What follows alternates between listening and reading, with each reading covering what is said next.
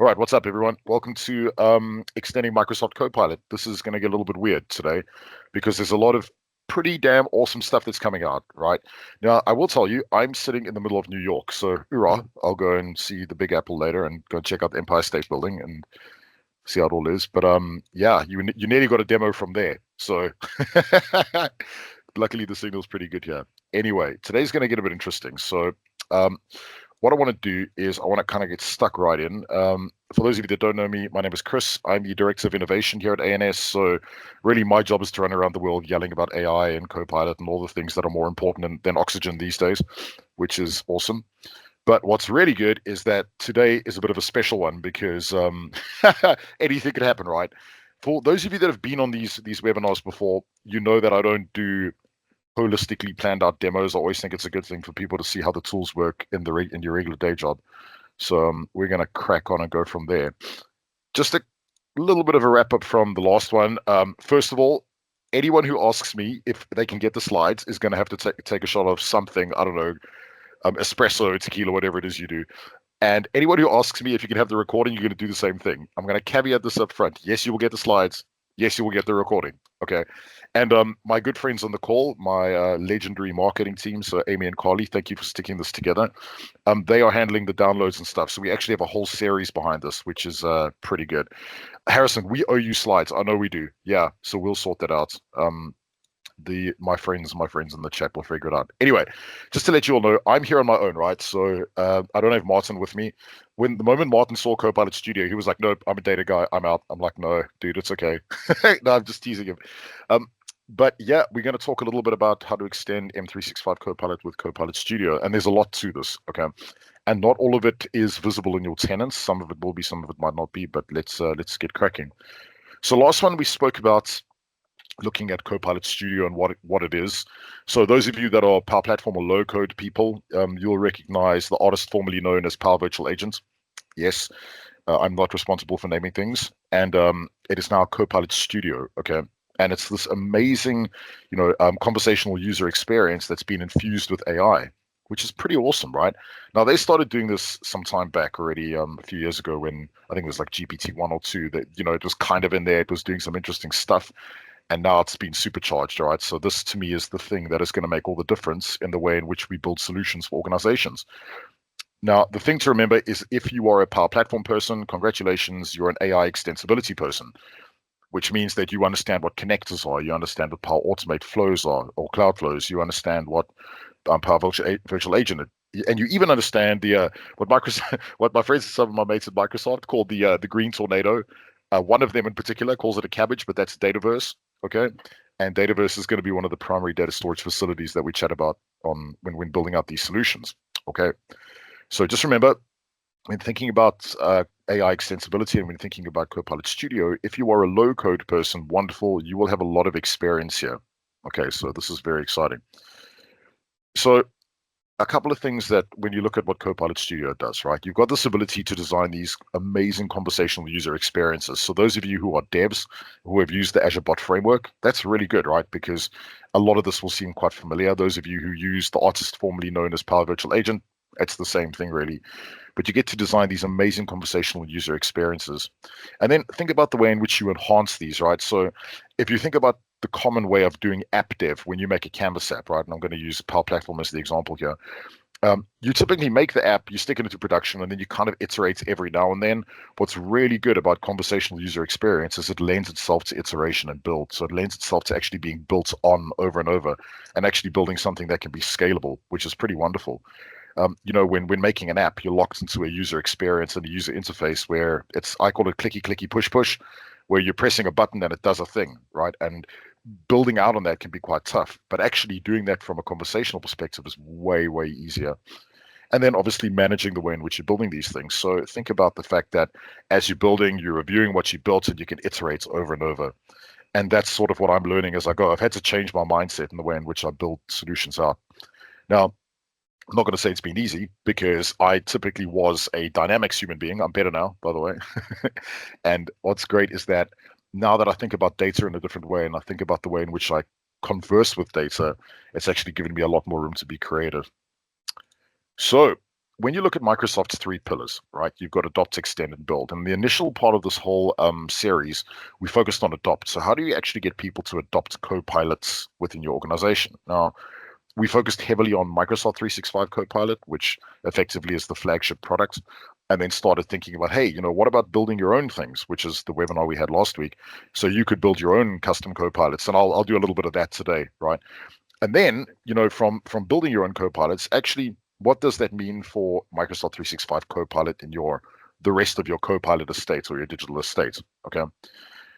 Now, I don't know if any of you were at Microsoft Build. Hopefully some of you were. If you weren't, you need to be at Microsoft Ignite. That's going to be in November. So if you can watch the sessions virtually, you should definitely do that. I'm going to try and get there, which would be pretty epic.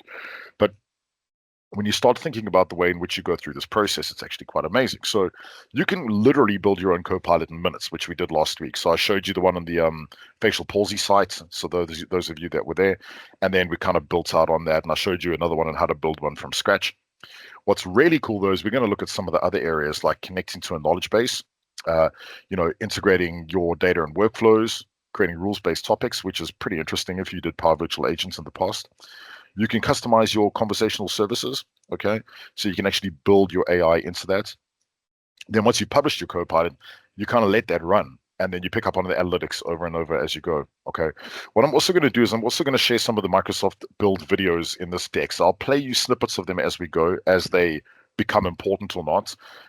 But as we kind of move through the process, you'll be able to keep the deck and look at the videos. And actually, there are links to them at the end of the presentation as well. It's really important because some of the stuff I don't have yet in my tenants, which I wish I did. But it's definitely well worth you guys taking a look at that.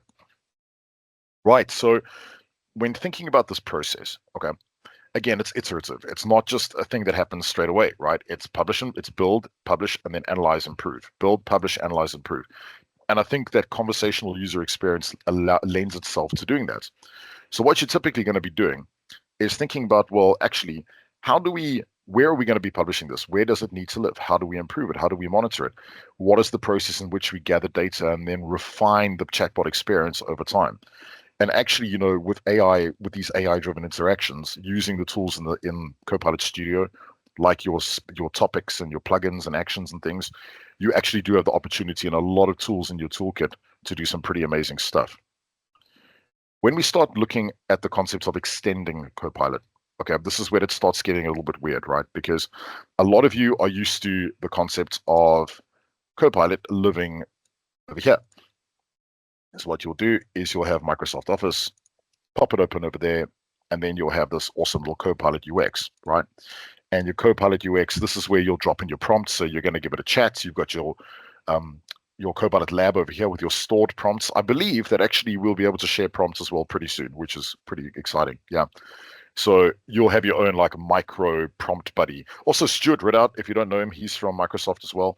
He built this really awesome prompt buddy application, if you'd like. So we use that internally. I definitely recommend downloading it. I might be able to stick it in the chat later. Okay. But you're typically used to using Copilot in this sense or directly through Microsoft Teams or embedded in a product, right? So what will typically happen is you'll open up, say, Power Apps, and you may be able to go and create an app from Copilot just over here. And that's the way this works, right? Copilot is meant to be embedded into the framework of tools that you're using. But actually, if we think about this a little more, creating your own custom copilots, like if you're a law firm and you want to do something specific with a specific set of data, that's where this gets really, really cool. So I created my astrobiology bot last week. So this is my astrobiology site over here. Yes, I'm a nerd. No, I'm not ashamed. And you can see over here, I've got a load of documents, loads and loads and loads.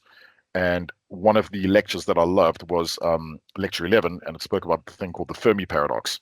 And basically, in a nutshell, it's basically says, if aliens exist, why haven't they come to visit us? And I don't know, maybe because we're just weirdos as human beings.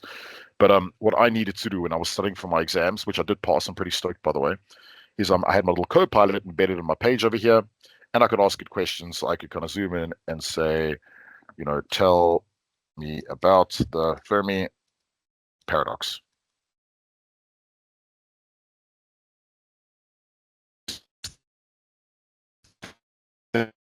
And this over here will own, not going to look anywhere else in the site's point on a specific set of data that are, please just remember that, right? Okay, when it sorts its life out, let's give it a moment. I quite like this because when I was doing my exam, actually, what was cool was I could just ask, it's all open book, right? Like we've got our notes available to us and we can, you know, it's kind of like a glorified search. But what's cool is that when I did it, I got my exact locations. I knew where I was being pointed to. And there we go. Fermi paradox is there. I can fire that open and it pops me directly into the main lecture, hopefully on the right page, and it'll give me the information I need. So if you think about this in the context of your HR department or your finance department or something, and they've got these massive repositories of documents all over the place, you could even build a custom Copilot specific for them that would point them to that location, which is very cool. And this is taking long to load, so we will move on. Right. So let's get into the meat.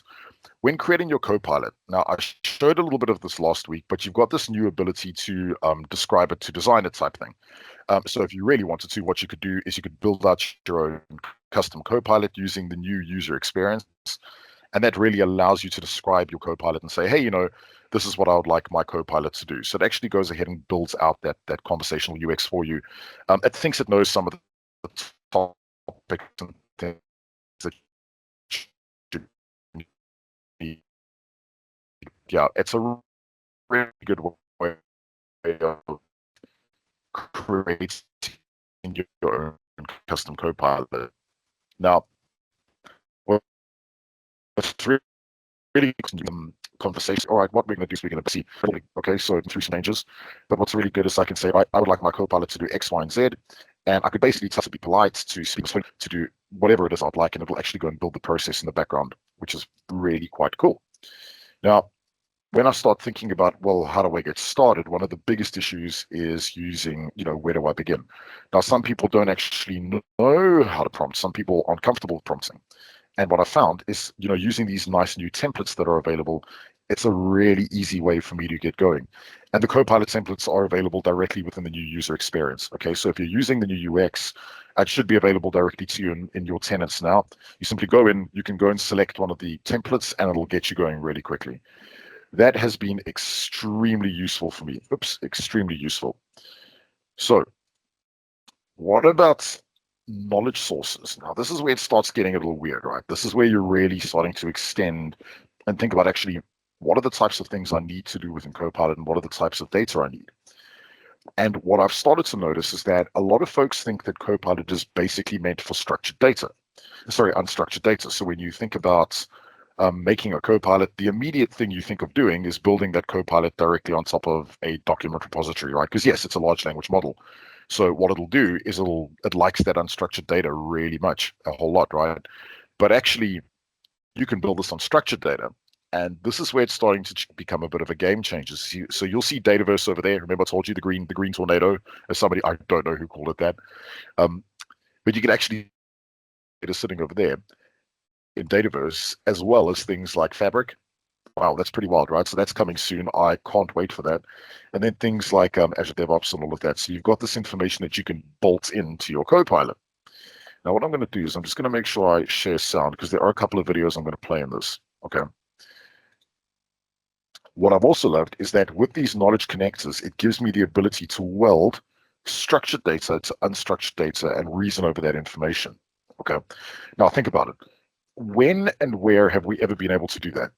It's been very rare, right? We've never really been able to take unstructured data, completely weld it to that structured data experience, and actually get outputs that are kind of munched together. It's been very hard, okay? And even when you think about making your typical visible UX, like your application UX, it's always been hard. And in fact, actually, in the past, reasoning over unstructured data has been the real painful part, not structured data. So what's awesome is that we can do that now. We can actually have that ability to reason over structured data and unstructured data. So what I want to do is I'm going to play a little clip to you real quick. And this is off of Microsoft Ignite. I'm going to zoom it up to about 130 over there, right? Because this is when it starts getting really, really interesting. And would you mind giving me a thumbs up if you can hear the sound? Creating your own Copilot is incredibly simple with Copilot Studio. Let's say I want to create a Copilot to serve as an HR Copilot for Oop, sound still there? so. I start by simply describing my Copilot and what it will do in natural language. I also ask for it to be friendly but remain professional at all times. I'll also point my Copilot to Contoso's website so employees can ask questions about the company with the answers generated live based on the content, alongside all of the pre existing knowledge baked right in. Okay. So what it's doing is it's building you that custom Copilot. I'm not going to sit on this for too long, and you'll actually see it's looking at that documentation that you uploaded. Okay. So you can really beef this up and kind of grow it out as you would like. Now, this is where it starts getting real interesting. Hopefully it plays Give from my here. Copilot some more knowledge. As well as the public website I added earlier, I can add SharePoint sites, upload files, and point it to structured data stored in Dataverse or the Microsoft Graph. I can also leverage thousands of connectors to pull in data from third party systems. For Okay, I'm going to pause there. So in the video, they mention thousands of connectors. Okay. Those of you that are Power Platform people know what these are. Okay, you've used them all before in Power Automate, Power Apps, that type of thing. So what's great is that they've kind of repurposed the connectors, which is pretty amazing. Okay, so those of you that have got that experience, you will understand this pretty deeply. So I'm going to carry on letting it run, and then I'm going to show you something. Okay. example, I have information related to training courses held in Dataverse, and I can easily add this to my Copilot's knowledge by using the new Dataverse knowledge source. I simply choose whichever tables I want to add, and in this case, I'll choose training course information. That's it. I've now equipped my Copilot with more information and I can test it right away. Let's ask what new training courses have been added in the last month. I can see from the citations that this answer came from my Dataverse tables, and the Copilot pulled the answer from just the right relevant rows in my table. Now, I can go ahead and just publish this to get it into the hands of employees right, Okay, so or ultimately in what's this going to case, happen is they're going to right fire here. this Now, over in Copilot over Teams, to Teams, users can. and they'll have the ability to use that. But what's really cool about that is they were able to publish that directly. They were able to add data directly from Dataverse. Okay, so they used the Contoso website as an unstructured source. They were using the information from Dataverse as a structured source. And when you bring that together, I think that's really where the real power comes in. Okay, so I want to show you something real quick. Right, this is inside. This is one of my little co-pilots I was making, and you can see I've got my Astro Bio bot. All right. Now, what's pretty cool about this, I'm hoping that it's not going to take 16 hours to load, is you can see I've built my little bot out over there. But if I go to knowledge, all right, I've gone and added the NASA public website because it's awesome, let's face it. I've gone and added my astrobiology SharePoint and OneDrive folder, but then I've also added a bunch of UFO data from Dataverse. Now, yes, I'm a nerd, so yeah, feel free to judge. I do not mind. And if I go to my make.powerapps.com over here, we'll just make sure we're in the right environment because I am the hugest culprit of that. And I go ahead and look at my solutions. Oops, there we go. Solutions. Let's not break all the rules, Chris. Build inside a solution. Don't be a fool. And in here, you'll actually notice I've got a bunch of tables. So I've got moon, planet, UFOs. And this is actually something that Carl Carsten and I built for European Power Platform Conference. We will post this lab live. Okay. It's not the bots, it's going to be the solution build itself for the applications. In my apps, if I go ahead and run this app, you can see I've got UFOs and planets. By the way, this is real data. It's absolutely insane. The data I found from a public source, and it's actually people that have logged UFO sightings. But there's a Copilot directly embedded in the application over there. But you can see here's all the UFO sightings. Okay, and I'm going to let you try and figure out where most UFO sightings have been, where most UFOs have been spotted in what country. The truth is out there, totally, man. I'll let you guys figure that out. But you can actually see I've got a ton of data. It's around just over 1,000 records. And actually that information is being siphoned, or it's going to hydrate the Copilot over here. So when I talk to it, now you can see it's still in progress publishing. Honest truth, it does take a while. Okay, so I left the last one I did of this for a couple of hours and it eventually published. It did work though. It just did take a little time. So in the video, you can see that they published quite quickly. That's not the case, right? So, I mean, I might give it a go here. We can say, um, how many UFO fire sightings have there been? Like I said, I'll test it out live in front of you guys and hopefully something will happen. Ooh, can I identify an object as a UFO? Okay, no. Right, that's not great. So it's decided to go down the topic route. Anyway, what it should do is it should actually track against that. So if you asked it the same thing here,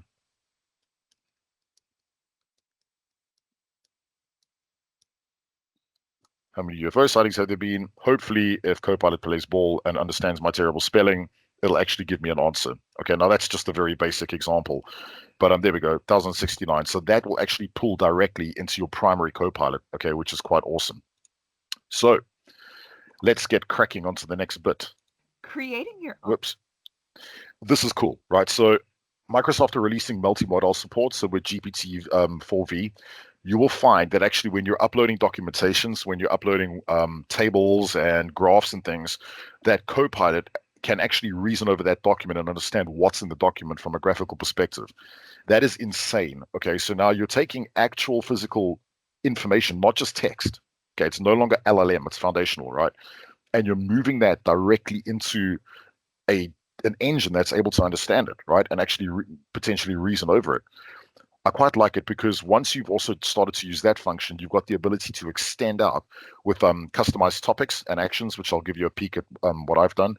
But a topic is effectively a predefined pathway that you're going to take your Copilot through. So instead of it using the Gen AI function, you're actually going to tell it, hey, go down this pathway. So if Harrison, as an example, says to me, hey, man, says to the Copilot, hey, man, I don't believe in UFOs, I can actually take him down a separate pathway than actually being generative, which is quite cool. And then actions live in the background. And what actions do is they fire out, grab information, and then hydrate that Copilot once again with that data to merge that structured data up to that unstructured data and into the response as well to make it more conversational. Um, the actions for me are probably where the most power is, but also I see the most growth area from for Microsoft. I think that what they've got to do is really start figuring out how to make the actions real for Copilot, because at the moment it kind of looks a little bit like it's just a Power Automate in the background that fires out and gets the data. But I understand where they're going with it. I think it's actually quite genius. So you'll be able to start driving that interaction with those actions pretty much right now, actually. So what I wanted to do is give you another quick peek at one video, and then I'll show you a real life example.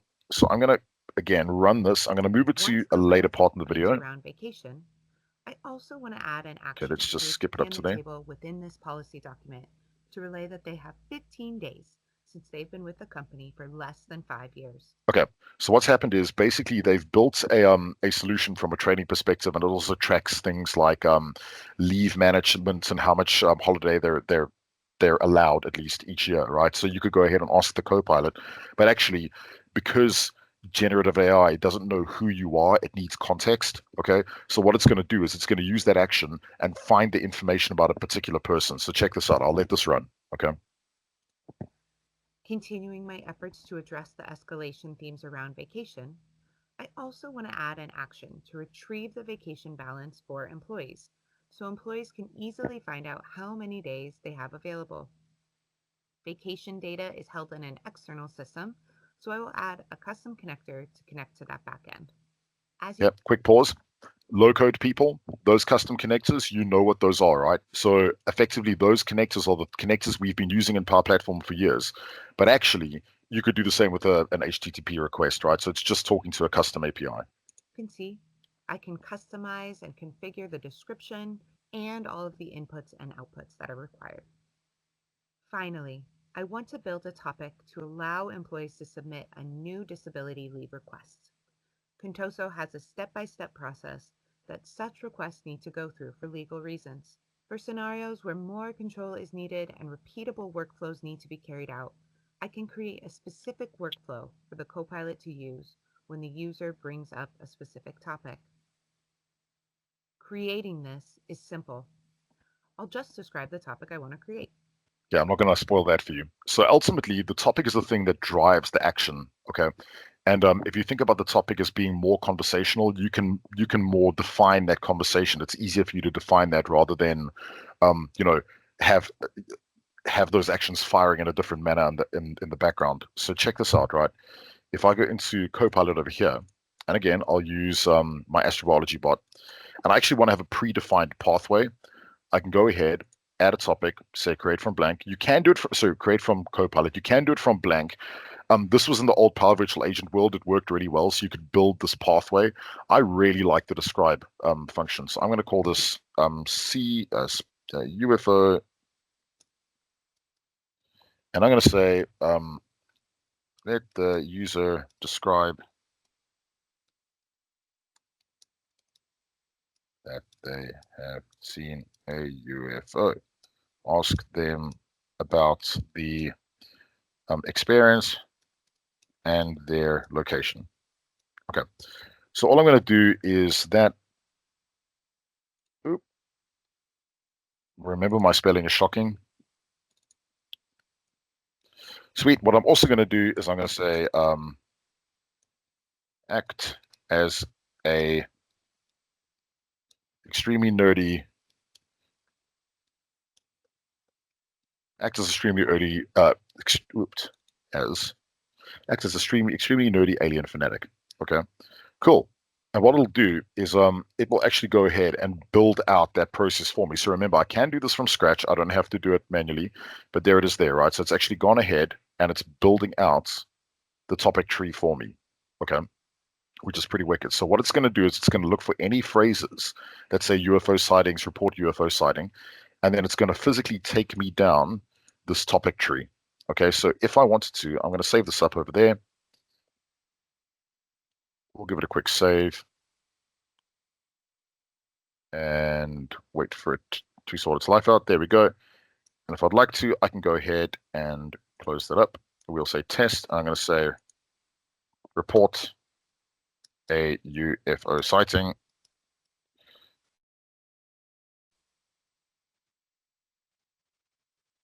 Let's see, hopefully it likes that.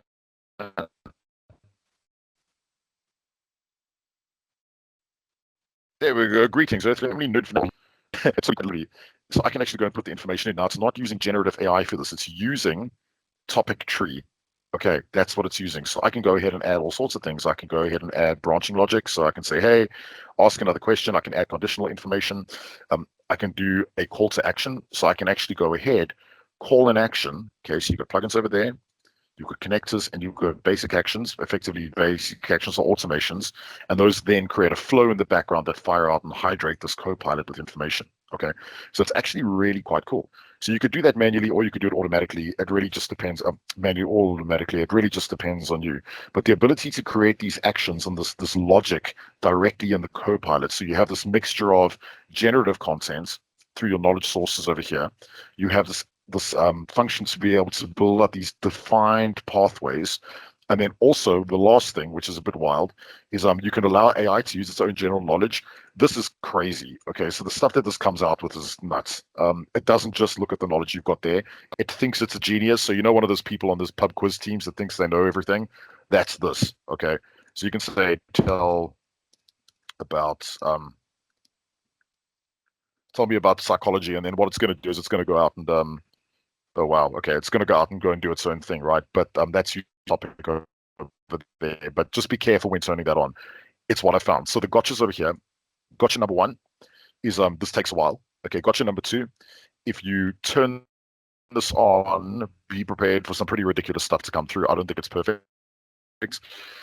And gotcha number three is with your topics. Okay, you can see I've actually got two topics. My check UFO for alien life, and then I've got another one called UFO spotter.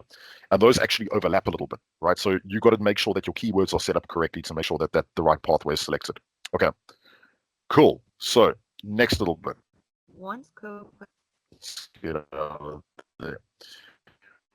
When you're publishing and going live instantly, I showed you this lot, but there's some pretty small functionality that you and really important, right? Because it's the thing that allows you to drive that change in the way that you progress and build out your copilots.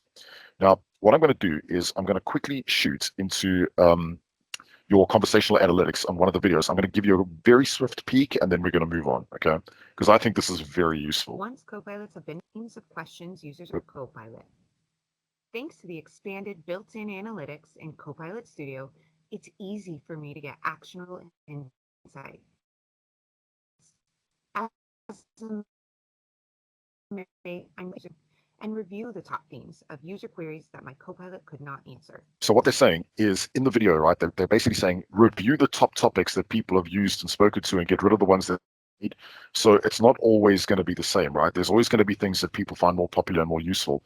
So it's always good to review the analytics. And actually, you get some pretty crazy stuff here. It can go pretty deep. So it'll look at your satisfaction percentage. It's got auditing. It's got some pretty amazing things, right, that you can actually go in and get information on. So when you create these custom copilots, for me, I find them way more analytical and actually they're reporting way more in depth than using M365 Copilot. So it's not to say it doesn't work. What I'm saying is that there's a certain use case for both of these. Okay. So what I'm going to do That has the is I'm going to move on potential, to the next once bit. copilots have been deployed, Whoops. And I want to talk about security real quick because security is important. Okay. I did speak about this last week, but I'll go into more detail here. When you are building out your security model, what used to happen actually, and we discovered this during a type of hackathon thing in at European SharePoint conference. So I was running it with Donna, and we actually discovered that by default, your Copilot Studio was open to external. So you could actually publish that external, and if you didn't have the right security settings, people would get access to information that they probably shouldn't have, right? And it's not a thing, right? It's more you know that information you could easily leak out, and you don't want to do that. So Microsoft have locked that down now really, really well, which we love. So when you're using the various channels, so when you're publishing to the various channels, so in your Copilot, in your settings over here, oops, sorry, um, in your publish setting, your publishing over here and your channels, you've got the various channels that you can publish up to. You can see that that is disabled. My demo website is disabled. And the reason is because I'm using internal content. I'm connecting to an internal SharePoint list and Dataverse directly from here. Okay. When I go into settings, and you start looking at your where was it gone security settings over there, you will notice as by default in authentication, it's authenticate with Microsoft. So if you put no authentication over there, it actually breaks the bot, right? So it doesn't work, right? If I try and publish it, it'll actually give me a hard time. I'm going to destroy this thing. But effectively, what will happen is it knows you're using localized data, and because the data is internal to you, it's not going to allow it external to your organization. Okay, so just please be careful. Authenticate with Microsoft. That's the route you want to go for the beginning. Unless you have data in there that's like, the NASA website or something, then it's fine. Then it's publicly available. Okay, so that's pretty important. That was a lesson learned. You've also got more granular controls from a management perspective. So you've got the ability to kind of manage what's going on in directly within Copilot Studio, a lot more detail, and you've got more granular governance layers, which is really cool. So you can go in and check it out in Power Platform Admin Center. You've got different end user authentication options. So you can user authenticate or Copilot author authentication. Be careful of Copilot author authentication. You kind of want to go for user authentication. Okay. You have got pre-built audit logs. These are awesome, right? Now, what's important here is that we want to be able to track and manage things that people are doing in Copilot Studio. So your pre-built audit logs are going to be very important, especially if you release this externally to, within more widely within your business. This is insane. So I've been waiting for this. Inside Microsoft 365 Copilot, what it does now is it surfaces sensitivity labeling. So if you use Microsoft 365, which you should be, hopefully, all of you on this call, and you have documentation that's got applied sensitivity labeling.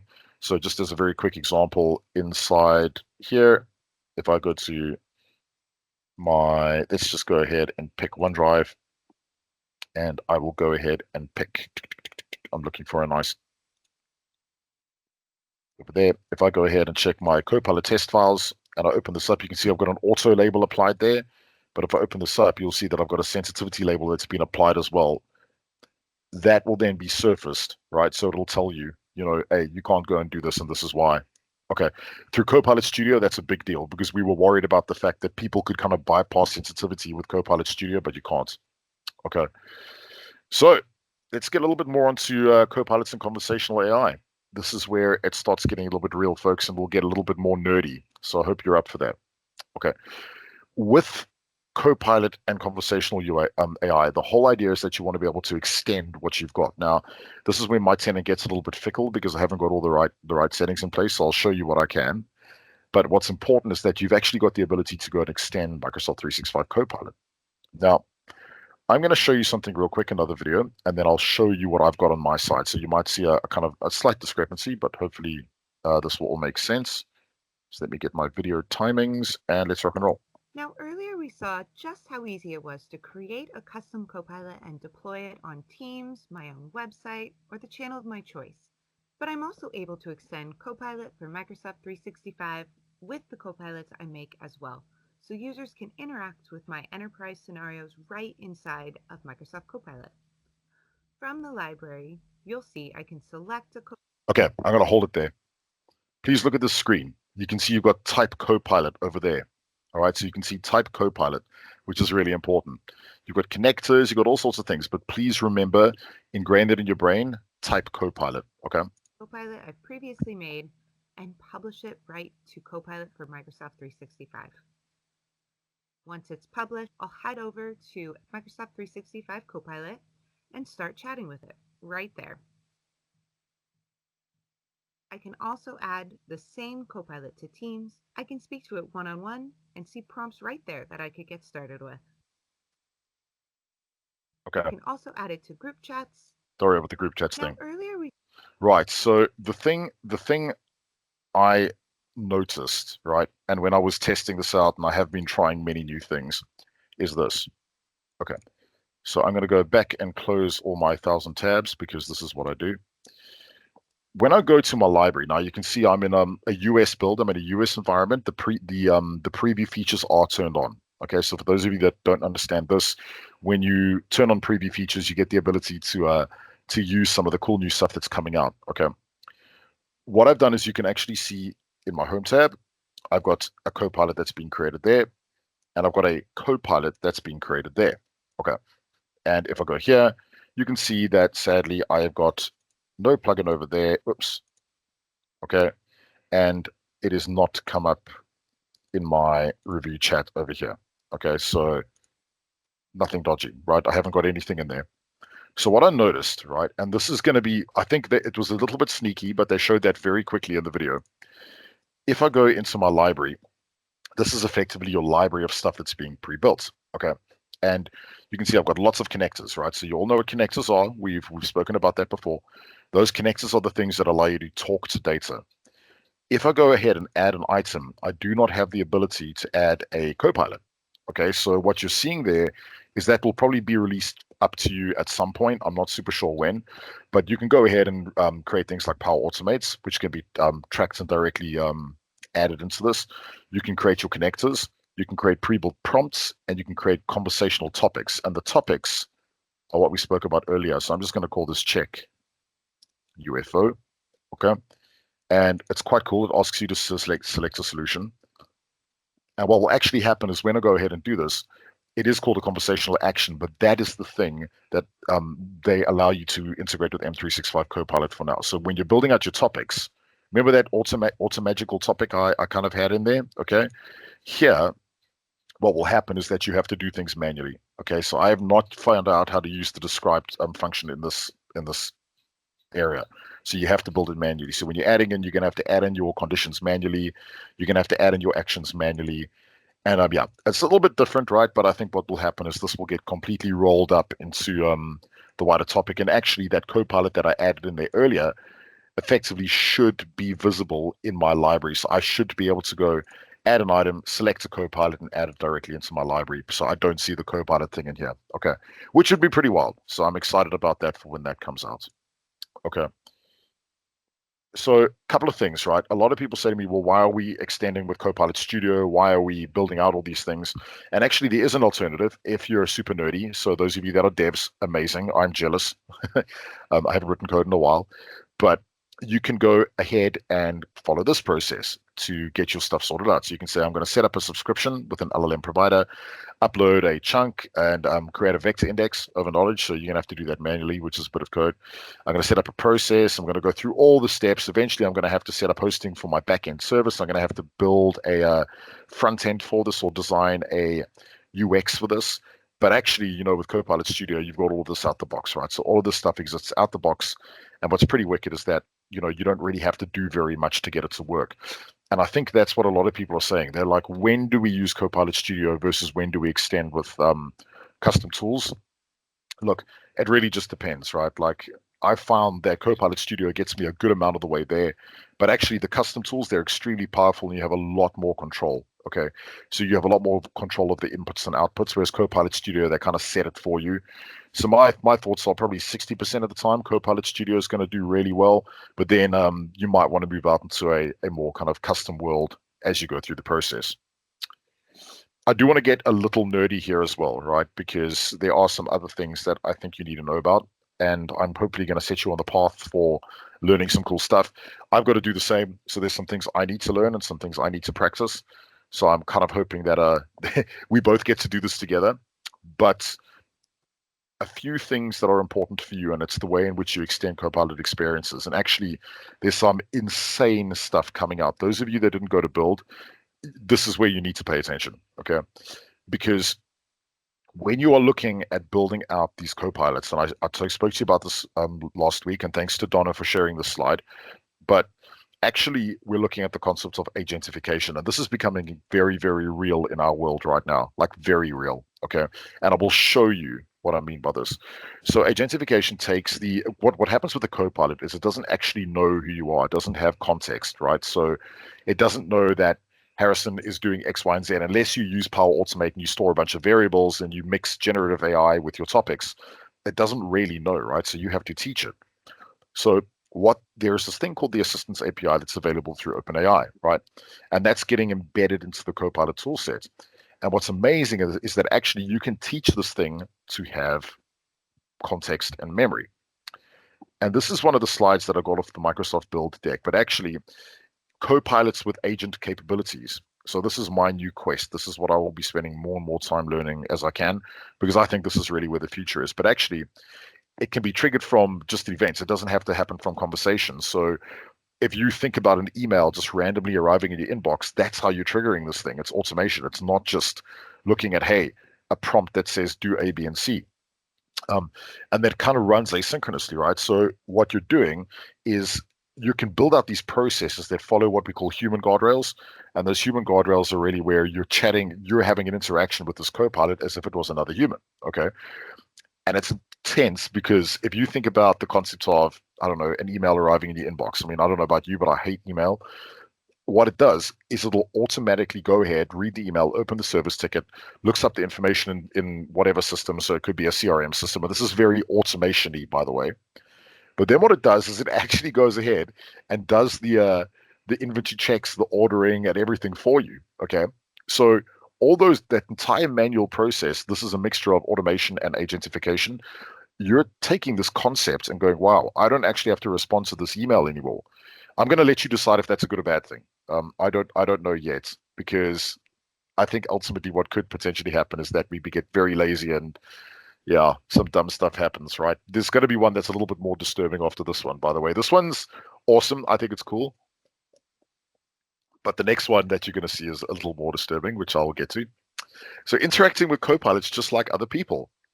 Oh, so imagine I don't know, let's pick a Chris flavored LLM or a small language model. Okay. And I had my own Chris flavored SLM or LLM. I'm with you, Harrison. If it removes the tedious task, good. But yeah, you need to have the human in the loop, and that's that human guardrails. That's definitely important. But this concept of engaging a co-pilot as if it were another human, we've been doing with bots for years and years and years. Okay. However, with bots, you didn't have that concept of plugging in that contextual information. Well, you did a little bit, but also the AI piece was also quite difficult.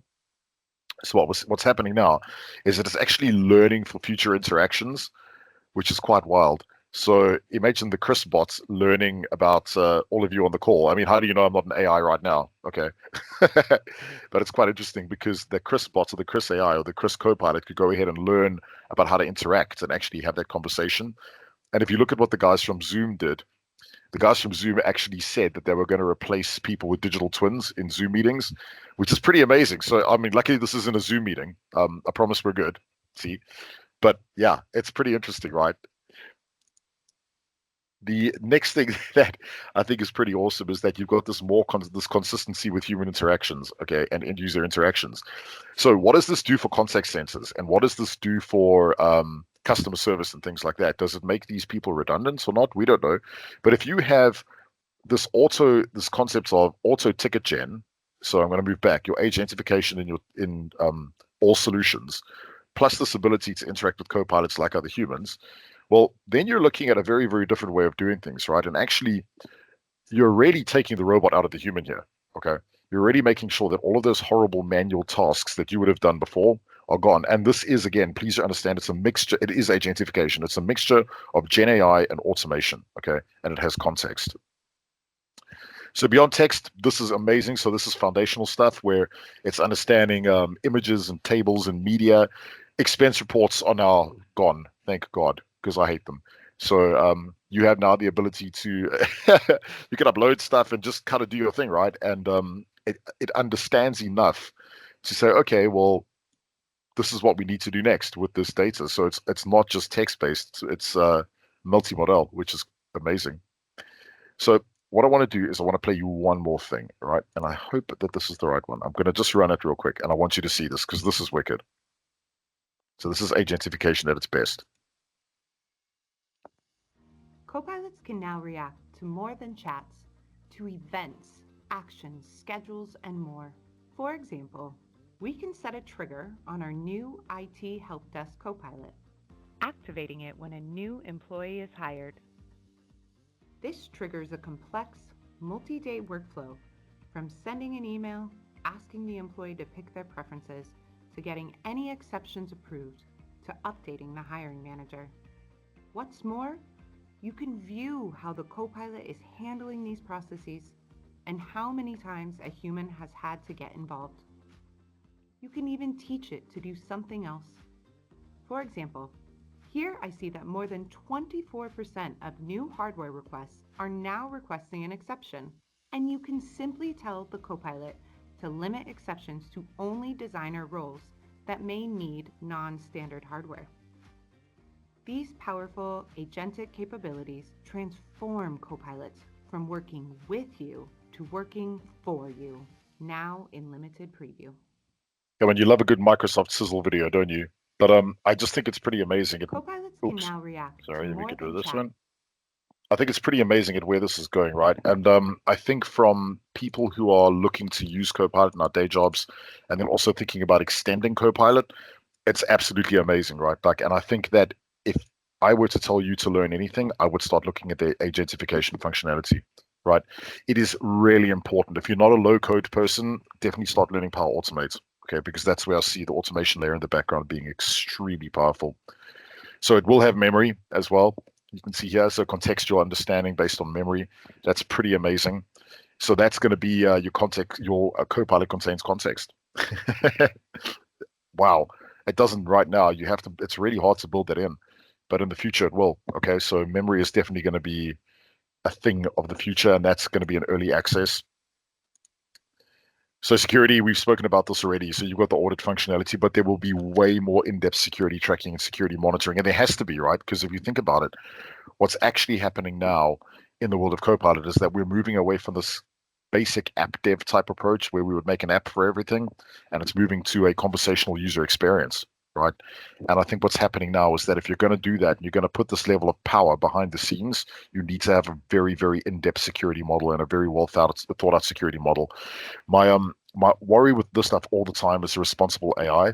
Okay, and just how powerful can that be? I believe it's really powerful from a Microsoft stack perspective. But you've got to think about the fact that if you have insider risk management in your business and somebody is a bad leaver, this is the type of stuff that you need to be protecting against. Okay, so just a thought right there around security and that. So some of the other things that are coming out, there is a lot, right? And I think the Copilot team, the Copilot Studio team in Microsoft is getting a lot of investments. Okay, a hell of a lot. But if you think about what happened with Power Apps in the very beginning when they threw the kitchen sink at it, and now you've got this amazing set of functionality that's available within the stack. I believe the same thing is happening here. What I'm really excited about is the Copilot knowledge piece. So being able to reason over structured data, I feel like that's probably the part that I'm missing in this whole thing. Okay. I think it's there. I think it probably just needs a bit more love. But if we can do that and we can weld that unstructured data to that structured data, I believe that that's where the power is really going to be turned on, and especially large data structures. Okay. The other one is the multi-modal support. For me, that's a big deal because not everything is text and not everything is easily understood from that perspective. So looking at that foundational concept and being able to reason over that type of data is extremely important. So there's a lot that you can look forward to. And if I could give you guys some things to do in the future, I think it's a very good idea to start researching agents. So, from an extensibility perspective, just building in simple topics is a great test, but actually thinking about how agents will work for you is really important. And I said this last time, agentification is going to be real. And I think, with Power Platform Conference coming up, hopefully some of you are coming. This will be a very, very big feature. And then also, I think it'll be quite heavily featured at Ignite. I also think you need to start thinking about how you can refine your business processes to be more interactive, not just app based.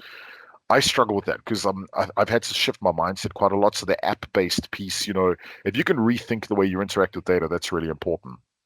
And then I would say try and build a plugin or extension to Copilot in Copilot Studio. So just give it a go.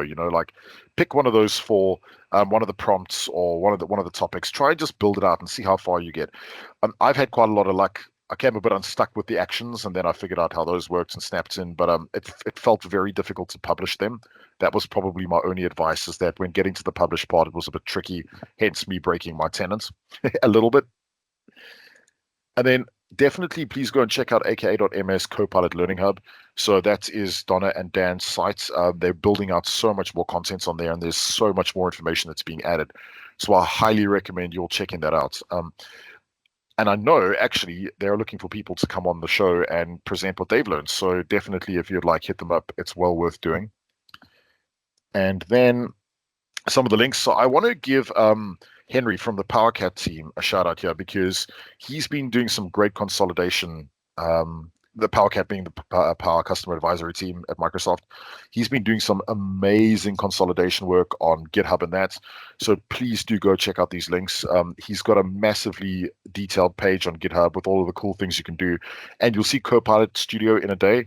That's a lab that they've built. It's definitely worth checking out. I liked it. I thought it was really clever. I think that they're getting a lot more technical in the way in which they're looking to deploy these. So I would have a look. And then some other links from the previous. I'll definitely say, if you're going to start getting into this, you've got a lot of content out there. I feel like Microsoft have really done a great job of building out this content here. I think that it's probably some of the most detailed info I've seen. I had to reason through a lot of this stuff, and let me tell you, it took me a long time. It took me a long time getting hands on and reasoning through what they've built. It's a lot, but yeah, it's better more detailed than less detailed, right? So please do have a look at that. And yeah, I wanted to thank you all again for today. A bit of a whirlwind tour with videos and demos, but I hope it's all made sense.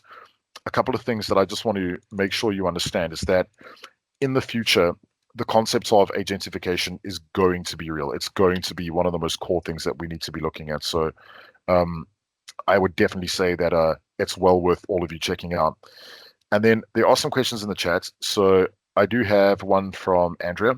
You need to engage your end user adoption and change people to get more into the conversation side. They work with as is and to be process. Absolutely. I couldn't agree with you more. What we found is that actually, if you don't do the adoption bit and you don't focus on the adoption bit and what your actual end users want, this is very different. This is very, very difficult to drive adoption through an organization. The orgs that I've spoken to, what you want to do is you want to think about changing the way people work, not just like adopting Copilot. It's more around actually how do we change the way people work and engage the tools. And then a great question from Matthew: do you see Copilot Studio as a means of applying controls to the use of Gen AI in a company? I agree. Yeah, I think that it is a great way to apply some sort of controls. I worry, right? Because people are going to Gen AI anyway. They're going to find a way to go and get onto ChatGPT and write poems about pirates and get recipes in Shakespearean words, whatever. But I think that it's a good itch to scratch the Gen AI bug, so to speak. So what you'll find is that people want to learn, right? And I think it's an extremely friendly place to learn. But I will tell you that, it gets really easy in the beginning. And then I found a really big drop off, right? Like I actually, when I started getting into actions and things, I thought, man, this is a little bit complicated, right? It doesn't have to be that hard. But then when the new UX came out and everything, it's been a lot easy for me. So it's a really good place to start, but it's not going to cover all your use cases. Like you're definitely going to want to think about looking at other tools and exploring other products for sure. I tell people that are doing AI in any way, shape, or form, I love the Microsoft stuff. I think it's wonderful, but it's always good to keep an open mindset about what's out there. It's just lessons learned, from my side.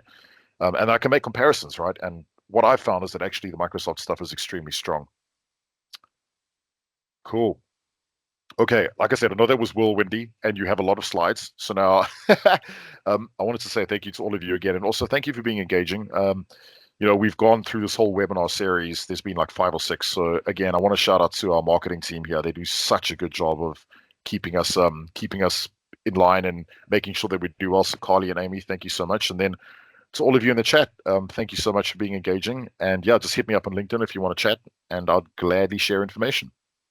Cool. So have a wonderful day, everyone, and I will see you very soon.